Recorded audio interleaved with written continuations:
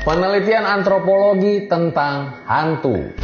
Kenapa sih di Jepang itu ada kappa, di Barat itu ada Dracula, di Indonesia ada pocong? Kenapa di tiap tempat hantunya beda-beda? Sebetulnya ada penelitiannya nggak sih Bang? Kalau kalian tahu ya, sebetulnya udah banyak penelitian tentang hantu. Bisa dari berbagai macam disiplin ilmu. Salah satunya dilakukan oleh antropolog. Antropologi adalah ilmu yang sangat luas karena mencakup semua aspek cara hidup manusia dan budaya. Kebudayaan adalah keseluruhan yang kompleks meliputi pengetahuan, kesenian, moral, hukum adat, kebiasaan-kebiasaan atau yang lain-lain yang berhubungan dengan manusia sebagai anggota masyarakat. Lah terus soal hantunya mana Bang? Sabar dulu guys, buru-buru amat karena emang penelitian dari antropologi itu banyak banget dan luas. Salah satunya ada juga tuh yang membahas tentang hantu, budaya, dan kepercayaan manusia. Di Indonesia sendiri pernah ada yang membahas tentang dedemit, lelembut, dan yang baru-baru ini adalah tentang kuntilanak. Kuntilanak yang sering ketawa pekik itu dan memakai baju gaun putih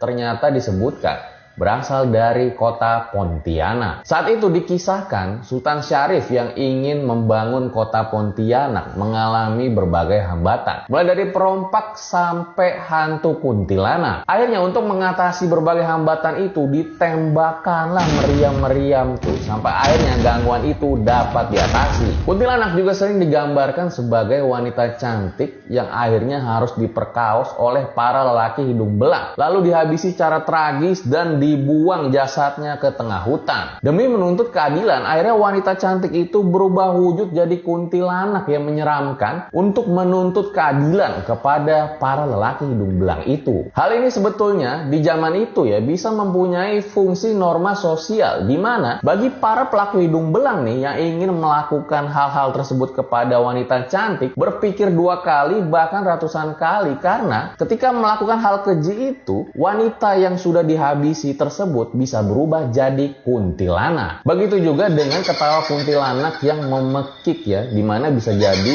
punya fungsi juga di zaman itu. Agar wanita yang masih memegang adat-adat, norma-norma kesopanan tidak pantaslah tertawa sebesar itu karena bisa menyerupai tawa dari kuntilanak. Nah itu dia guys penjelasannya, dan sebenarnya ya masih banyak fenomena-fenomena misteri yang mungkin lagi dicari jawabannya tuh oleh para peneliti. Apakah hantu itu benar-benar ada? Gimana kalau menurut kalian guys? Entahlah, yang jelas setiap budaya mungkin memiliki cerita-cerita mitos atau hantu di dalamnya. Dan mungkin jawabannya juga bisa berbeda-beda ya, tergantung diri kita sendiri. Nah kalau disuruh milih, besok-besok kita bahas tentang penelitian antropologi apa lagi guys? Lu komen aja di bawah.